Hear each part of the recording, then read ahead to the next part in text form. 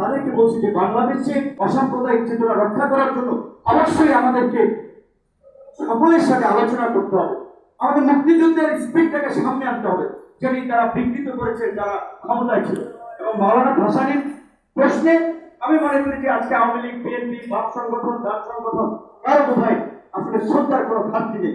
অথচ আমার একটা দুঃখ, আপনারা এখন গুগলে সার্চ দেন, ইউটিউবে সার্চ দেন, অনেক জাতীয় নেতৃবৃন্দ, দলীয় নেতৃত্ব হাজার হাজার ডকুমেন্ট পাবেন। মাওলানা ভাসানীর নামে একটা সফিস্টিকেটেড একটা সুন্দর ডকুমেন্ট পেলাম। খুব দুঃখ, পত্রিকার দুটিটা কলাম পেয়েছিলাম, সার্চ দিয়েছিলাম, তাকে ওইভাবে সামনে আনা হয়নি। কারণ হয়তো কোন কোন দল ভেবেছিল যে মাওলানা ভাসানীকে সামনে আনলে তাদের নেতারা হয়তো পিছনে পড়ে যেতে পারে। এই সংকীর্ণতা যদি আমাদের রাজনীতি থেকে যতদিন দূর না হবে, ততদিন এই দেশে সাম্য রাজনীতি প্রতিষ্ঠা হবে না, ততদিন এই দেশের গণতন্ত্রের রাজনীতি প্রতিষ্ঠা হবে না। এবং আমরা স্পষ্ট ভাষায় এখানে জাতীয় নেতৃত্বকে আমরা বলি, রাজনীতিতে নেতা থাকবে না, কিন্তু রাজনৈতিক দলগুলোকে পরিবারতন্ত্র থেকে মুক্ত করতে হবে। পরিবারতান্ত্রিক রাজনীতি দিয়ে দেশের গণতন্ত্র হবে না। এবং আজকে যে আশঙ্কার কথাটা আমরা বলছি, আমাদের আইন শৃঙ্খলা বাহিনী র্যাবকে নিয়ে আমেরিকার সিনেটররা আপনার চিঠি লিখেছে, আন্তর্জাতিক কমিটির সিনেটররা পররাষ্ট্রমন্ত্রীকে, অর্থমন্ত্রীকে চিঠি দিয়েছে যে র্যাব গুমখুনের সাথে জড়িত তাদের বিরুদ্ধে পদক্ষেপ নেওয়ার জন্য। অস্ট্রেলিয়ার সিনেটে, অস্ট্রেলিয়ার পার্লামেন্টের সিনেটেরা আলোচনা করে এখানকার র্যাবের গুমখুন দিয়ে। এই র্যাবে কারা? র্যাবে হচ্ছে আমাদের পুলিশ বাহিনী আছে, সেনাবাহিনী আছে, বিভিন্ন বাহিনী বা বিভিন্ন সংস্থার চৌকুশ অফিসাররা কিন্তু র্যাবে রয়েছে। একটা চিন্তা করেন, তাদের বিরুদ্ধে যদি কোনোভাবে একটা আপনার অবরোধ কিংবা একটা ব্যবস্থা নেওয়া হয়, তখন বাংলাদেশের আলটিমেটলি আইন শৃঙ্খলা বাহিনী বা নিরাপত্তার জন্য এটা একটা অ্যালার্মিং বিষয়। এবং শান্তিরক্ষী বিভিন্ন আমাদের সেনাবাহিনী কাজ করে, গর্বের সাথে কাজ করে যাচ্ছে, সেখানে কিন্তু তাদের বিরুদ্ধে একটা কালিমালে মন করা হবে। তো এই র্যাবকে, পুলিশকে কারা আজকে গুম খুনের একটি বাহিনীতে পরিণত করেছে? আপনি বলবেন যে গুম খুন করেছে, কোথায় প্রমাণ নাই? অসংখ্য প্রমাণ গণমাধ্যমে প্রতিদিন আসছে। দেশে কি হচ্ছে? এই যে রাষ্ট্রপতি একজন বসে আছে, রাষ্ট্রপতির সদস্য, র্যাব তাকে তুলে নিয়ে গেছিল, কিছুটা তুলে নিয়ে গেছিল, তিনি রাষ্ট্রপতি ষড়যন্ত্র করছেন। পরে কি তথ্য পাওয়া গেল? কিছুই না, কোনো কিচ্ছু নেই।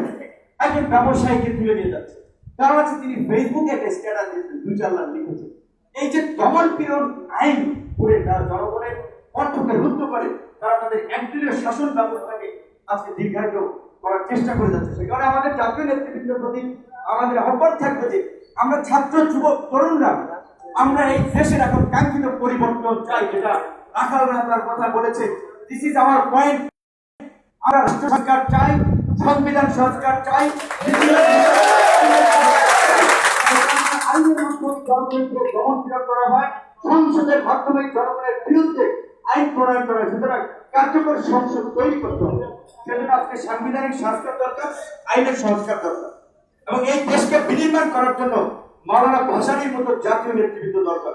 আজকে যারা মঞ্চে বসে আছেন, অনেকে এখানে, অনেকে আছেন বাইরে, আমরা আশা করি তারা মাওলানার ভাসানীর ভূমিকা অবতীর্ণ হয়ে বর্তমানের এই গণতন্ত্রহীন জাতিকে উদ্ধার করার জন্য, গণমানুষের মুক্তির জন্য একটা রূপরেখা এবং জনগণকে সম্পৃক্ত করে একটা আন্দোলনের ডাক দিবেন। কারণ একেবারে স্পষ্ট কথা, নির্বাচনের কথা যারা বলেন, নির্বাচনের মাধ্যমে এই সরকারকে পরিবর্তন করা যাবে না। যদি আপনি ভোট দেন, আপনার ভোট কাউন্ট হবে না, মেশিনের মধ্যে সেটা সেট করা আছে। এবং এই যে একজন অথর্ব নির্বাচন কমিশনার, আমি লজ্জিত যে আমার এলাকা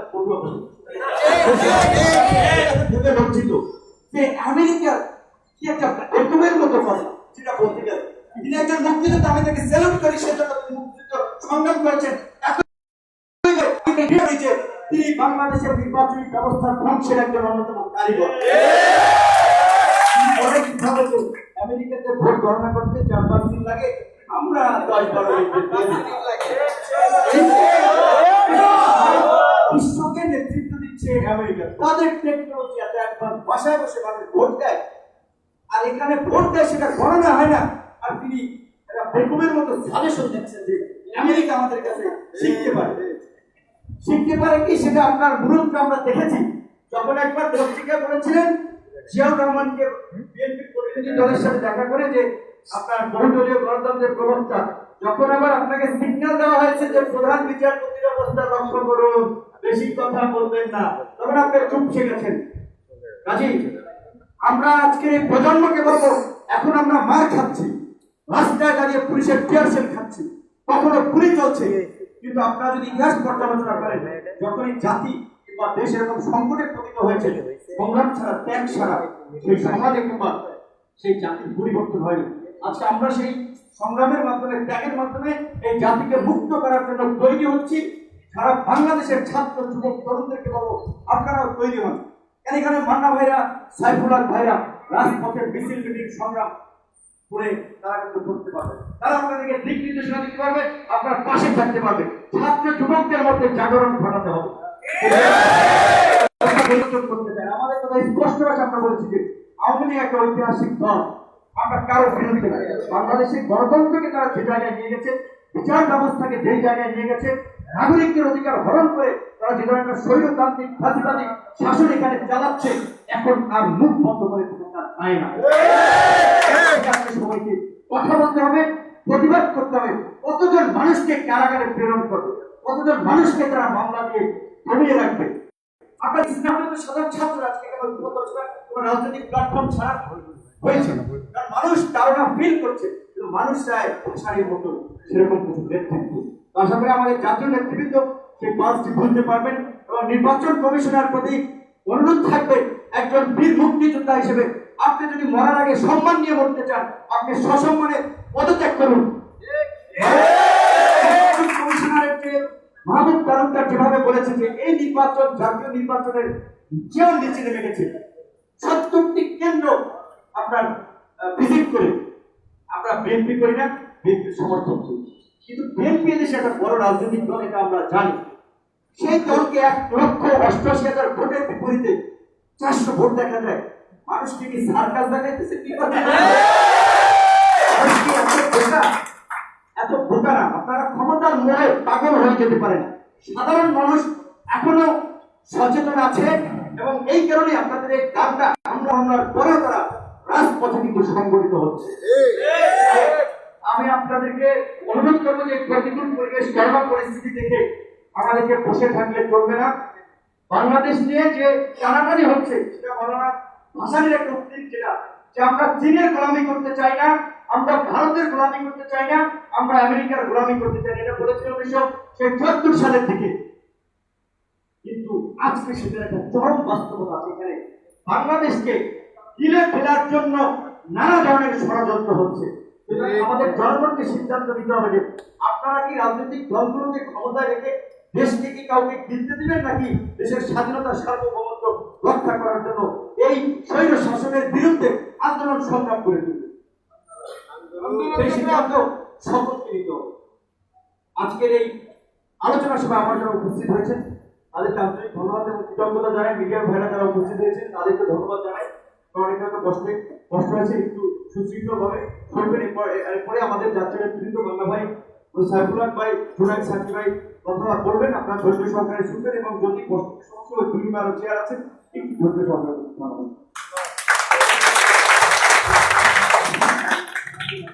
ধন্যবাদ।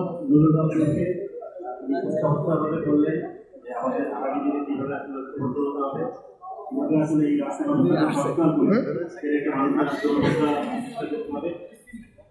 এই পর্যায়ে আমি আহ্বান জানাচ্ছি আপনার সহকার আহ্বান জানাচ্ছি। এই সকালে আপনি টাঙ্গাইল গিয়েছিলেন, এসে আমাদের সাথে যোগ দিয়েছেন। আমাদের কাজে এই মুহূর্তে এসে উপস্থিত হয়েছেন ভারতীয় আন্দোলনের প্রধান সমন্বয়কারী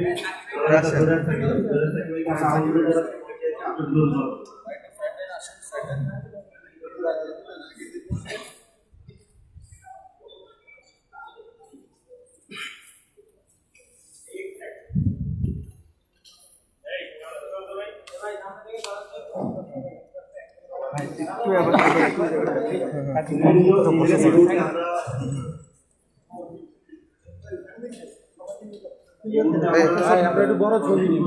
আচ্ছা ঠিক আছে। সংসদের ভারপ্রাপ্ত আহ্বায়ক মৌলানা রাশেদ খান। এখানে